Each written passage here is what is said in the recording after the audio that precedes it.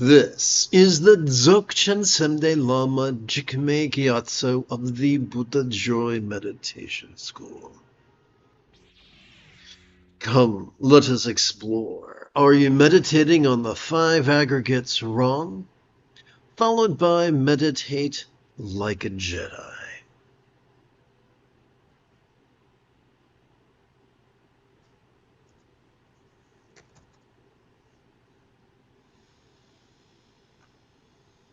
All right, so this morning's lesson is based upon a passage from the Heart of Wisdom Sutra.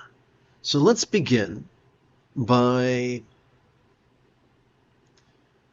reciting the first part of that text.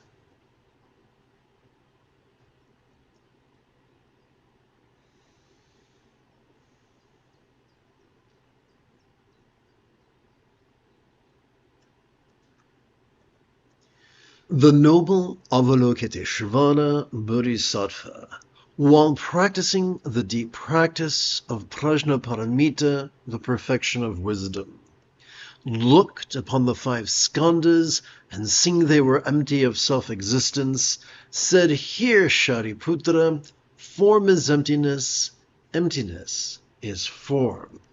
Emptiness is not separate from form, form is not separate from emptiness. Whatever is form is emptiness, whatever is emptiness is form. The same holds for feeling and appraisal, impulse and awareness.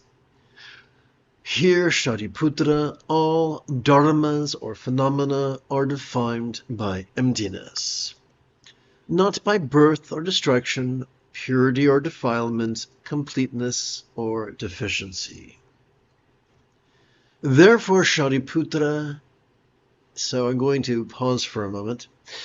The bit between the yellow highlight and the blue highlight is the seed for this morning's lesson. Top of the page.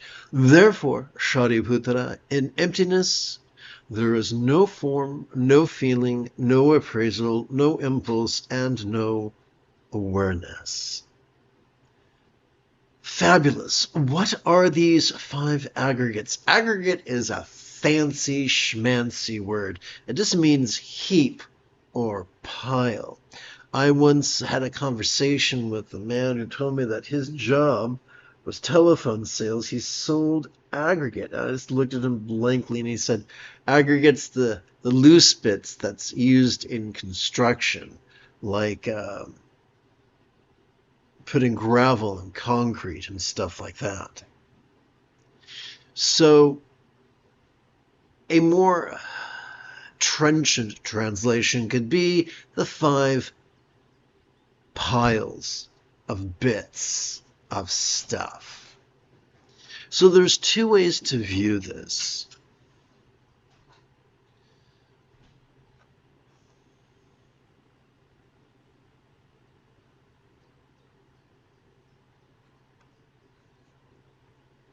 We could view this through the lens of patriarchy. We could view this rigidly, fearfully, superstitiously, controllingly, elitistly, cryptically, competitively, and cruelly. I know I used to, but it's not productive. I had to learn the hard way that it's much more efficient to view the teachings through a lens that is flexible, loving, rational, laid-back, egalitarian, lucid, cooperative, and kind. Let's go back now. Let's see. Here we go.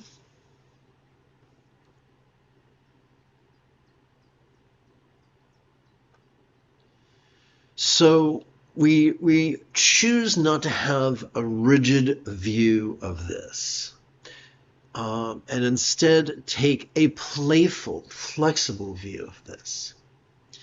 And what the inferential teaching is that as we go through life, we passively notice all manner of things.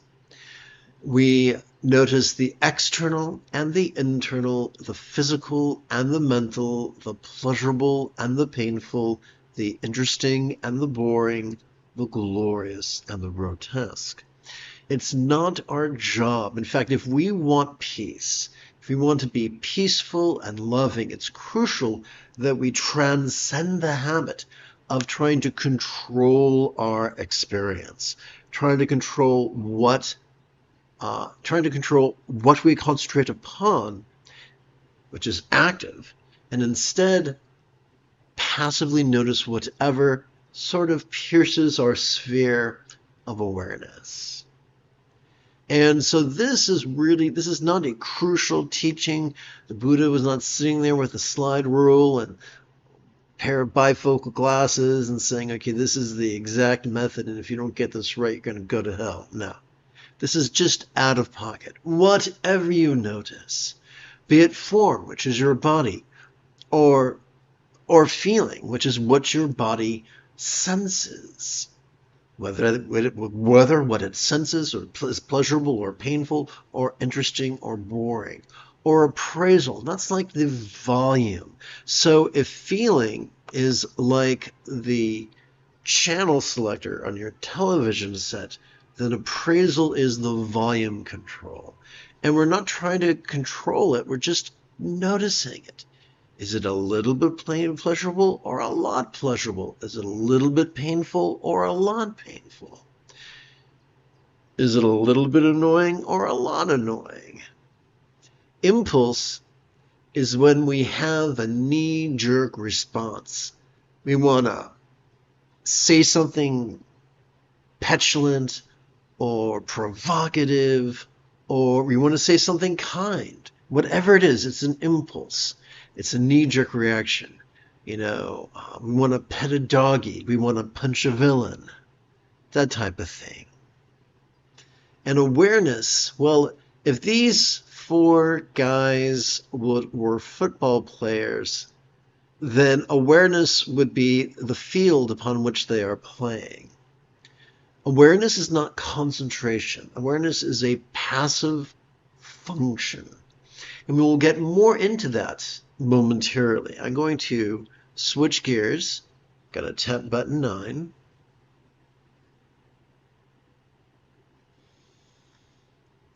And so the 2 mistakes of the 5 aggregates would be actively concentrating upon them.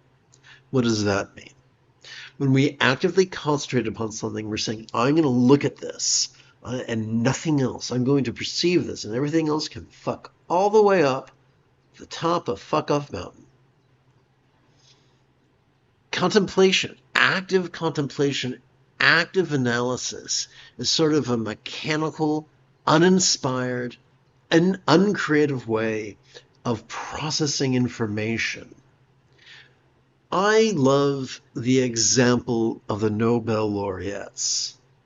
As children, they begin, 9 times out of 10, as children, they begin with a natural enthusiasm for science, a natural enthusiasm for the STEM topics, science, technology, engineering, math, and they devoted themselves to them, not just to passing tests, but to mastering them, to learning the language of STEM, to mastering the language of STEM, which is laudable and necessary. And then they get their degree or their advanced degree or their very advanced degree. They get a master's or a PhD, and then they enter the workplace. And what separates a competent laboratory technician from a great scientific genius is the ability to blend the intellectual with the creative, to blend the rigid with the flexible. Perhaps that is why Einstein explained that creativity was intelligence at play. In the fun movie 15 Minutes, the character portrayed by Robert De Niro explained to his underling that we cannot come back to a problem unless we first step away from it. When we look at the biographies of Nobel laureates, each of these men and women of science explain the same thing. where their rigid practice of stem could only take them so far. Their analysis of the experimental data could only take them so far, and that it was as if they hit a brick wall, and they had to walk away from it, perhaps eat or sleep or recreate or make love or do something. And then when they were in a resting, passive state, an insight came to them. Now, does that mean STEM's not necessary? No, it is necessary. STEM is the alphabet with which the men and women of science write their discoveries. But it's not enough. And so the question is not should we use the organelles of our prefrontal cortex, not should we use our medial or dorsolateral prefrontal cortex. The question is, how do we use them in the most sustainable way? Why? Why does it have to be sustainable? Because if we ham-handedly misuse the front of our brain, we will overwork it and so exhaust it that we begin presenting with symptoms of depression, no less triggering our amygdala, the seat of anxiety and aggression, which is the opposite, that effect that most people desire from meditation. So if active focus and active analysis, I should say over-active focus and over-active analysis, is not the key to benefiting from the 5 aggregates, then what is? Good news, my friends. Neither the amygdala nor the prefrontal cortex constitute the entirety of our central nervous system. Consider, if you will, the 2 aspects of our autonomic nervous system. I should say the hub of our autonomic nervous system, or spinal cord. When we cooperate with them, vulnerably, passively, viscerally, randomly, and fleetingly, we notice that the anxiety and aggression of our amygdala is calmed.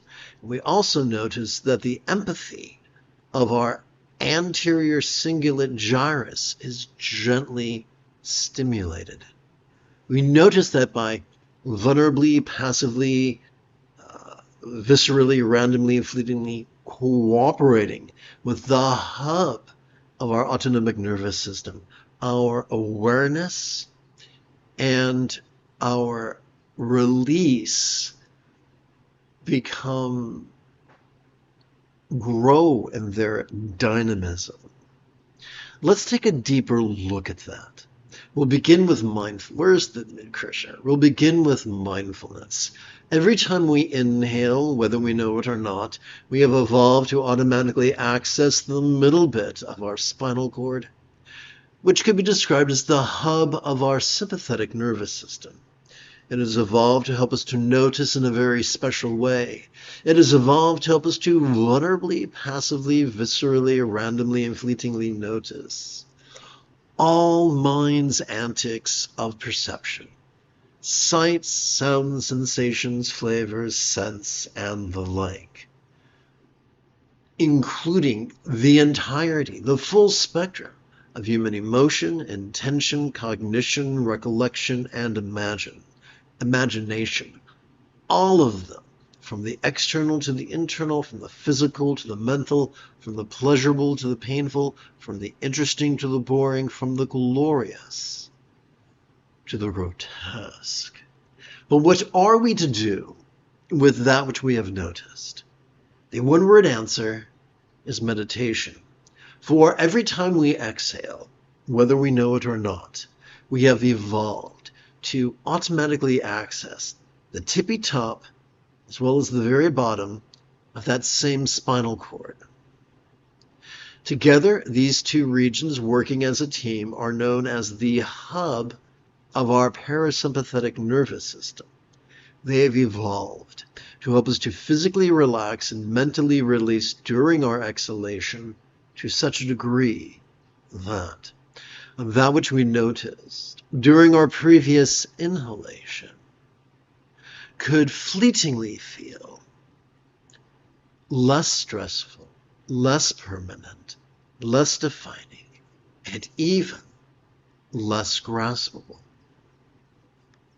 At least for a moment, at least to a certain degree, until our next inhalation occurs and the cycle begins afresh. Because the purpose of our autonomic nervous system is not to make yucky stuff go away and anesthetize us in a vague cloud of bliss, but is to help us to cope with the slings and arrows of outrageous fortune, and to consequently use all the organelles of our central nervous system in the most sustainable way. How does that work? Simple. Consider, if you will, the Buddha's Eightfold Path.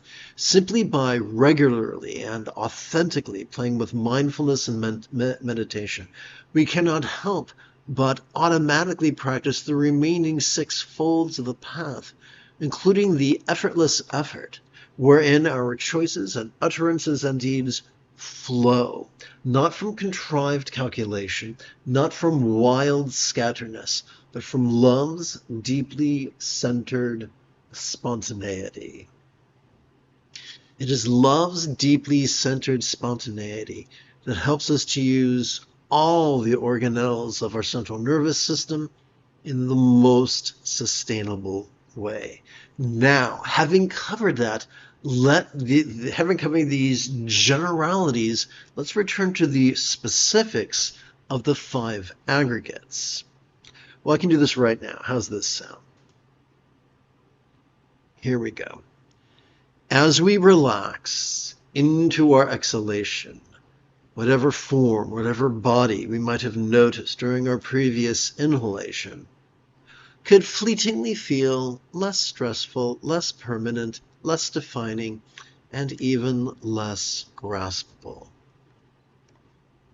As we relax into our exhalation, whatever feelings, physical feelings or emotional feelings we might have noticed during our previous inhalation can begin to feel fleetingly less stressful, less permanent, and less defining. The shift can be subtle. Instead of I am cold, it's I'm feeling some cold. It's not a question of playing word police. It's a question of being less rigid and less miserable. Let's consider the 3rd aggregate, that of appraisal, the volume control on the TV set of our mind.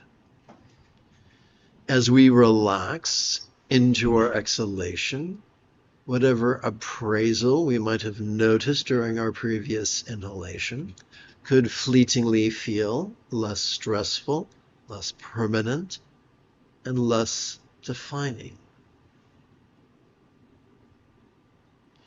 How about impulse? The next time we're in a conversation with someone, the next time we hear someone deliberately lie or deliberately commit a logical fallacy that results in the murder and torment and exploitation of others, the next time someone says something that pushes our button, that impulse, as we relax into our exhalation, whatever impulse we noticed during our previous inhalation could fleetingly feel less stressful, less permanent, and less defining.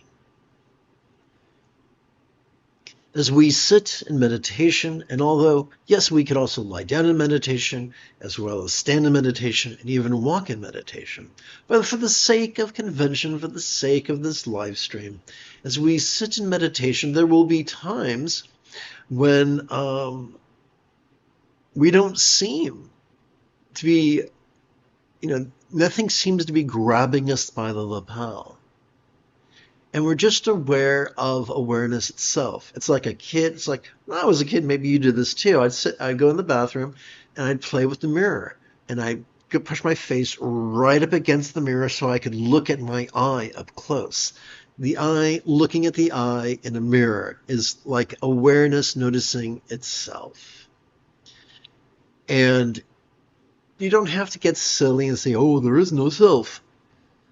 The idea of no self is just a metaphor. So, for instance, the self, so as we relax into our exhalation, whatever self playing with the mirror we might have noticed during our previous inhalation not only feels less stressful and less permanent, feels less defining. That's all that no self means, so let's not get superstitious. So now we know that how to take a passive approach with the 5 aggregates. That is, as we sit in meditation, it's not our job to actively label something. Oh, this is a form. That must be a feeling. That must be an appraisal. This must be an impulse. That must be awareness. No, that's a colossal way of exciting our controlling tendencies, our perfectionistic tendencies, and our rigid tendencies. No, no, no. Instead, we just notice whatever comes up. The 7th enlightenment factor is equanimity. The remedial equanimity is this. Whatever comes up, whether it's pleasurable or painful or interesting or boring, we have the same response. What's that? We notice as we breathe in and we relax as we breathe out. Now let's take this a step further. Those of us, once again, who are raised to be controlling and rigid might think, okay, I've got to force myself to notice, force myself to relax. But here's the irony. We're already wired to notice. We're already wired to relax. Our job is simple. To stop cock-blocking our own autonomic nervous system. To stop actively fighting it and just passively cooperating with it. Consider the kitty cat. When a kitty cat's not napping or noshing or having zoomies or picking a fight, it can sometimes be seen sitting upright, staring at a wall. I think we can agree most cats are not Nobel laureates, nor are humans.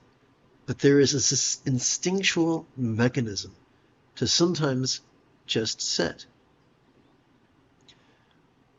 Just as we are wired to breathe and hydrate and eat, just as we are wired to seek shade when it's hot and build a fire when it's cold, we are wired to occasionally passively cooperate with our autonomic nervous system in a deeply therapeutic manner. Way back in the 90s, yes, the 90s, when the crust of the earth was still cooling. Way back in the 90s, desktop PCs would have a function. Oh gosh, now I got to remember that function. Called defragmentation or defrag. And what it would do is it was the digital equivalent of sending in the janitors to sweep up the shop of the hard drive and organize the data in such a way that the next day it would be easier for the computer to find the data. It's kind of like this.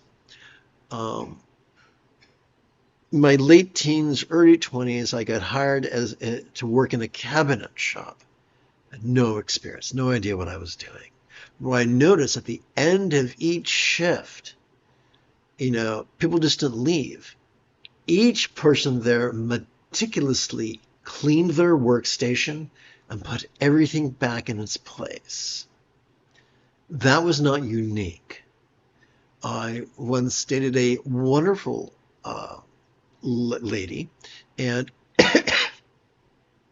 every time we finished cleaning up after a meal, doing the dishes, washing the pots and pans, she would insist that sweeping the floor and taking out the trash, or making sure the trash got taken out, which was foreign to me, but I really was able to appreciate the thoroughness and the utility of that habit.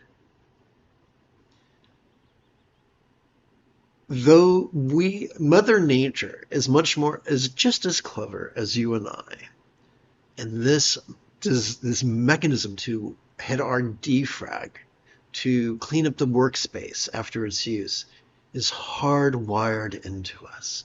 That's one of the wonderful reasons we have an autonomic nervous system. It's integral to our mental health.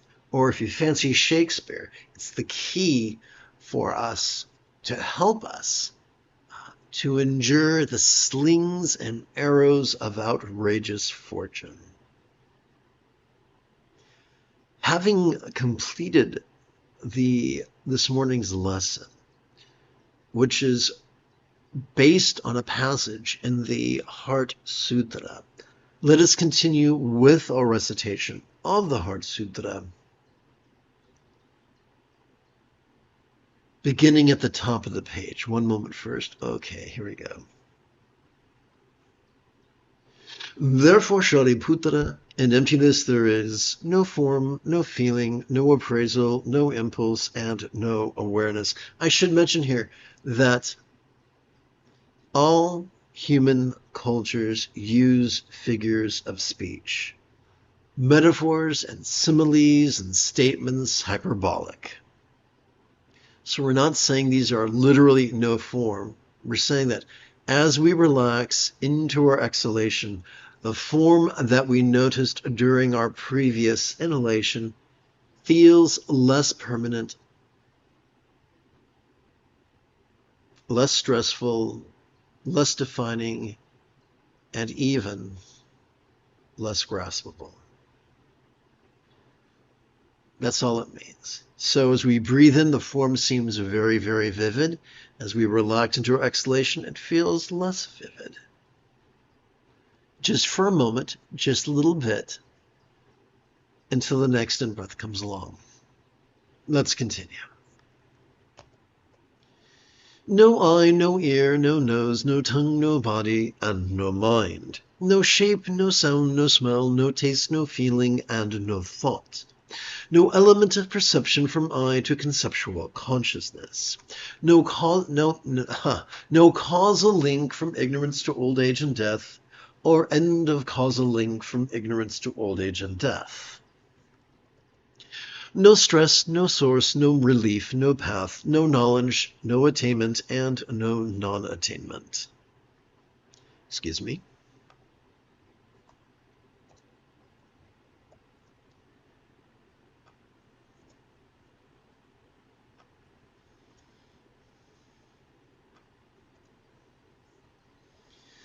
Therefore, Shariputra, without attainment, bodhisattvas take refuge in Prajnaparamita, the perfection of wisdom, and live without walls of the mind. Without walls of the mind, and thus without fears, we see through delusion and attain the awareness and release that is nirvana. All Buddhas, past, present, and future, also take refuge in Prajnaparamita, the perfection of wisdom, and realize the unexcelled, perfect love letting go that is enlightenment. We should therefore know the great mantra of Prajnaparamita, the perfection of wisdom, the great knowledge mantra, the unexcelled mantra, the mantra equal to the unequaled, which heals all suffering and is true, not false.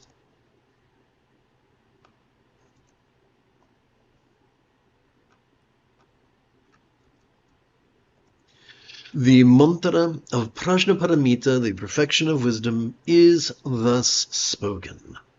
Gate, gate, paragate, parasamgate, bodhi swaha.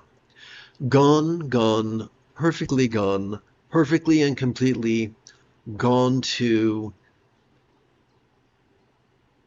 liberation.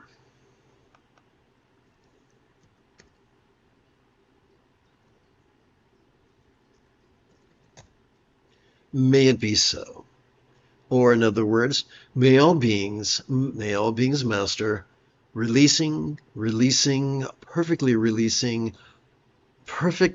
perfectly and completely releasing into liberation.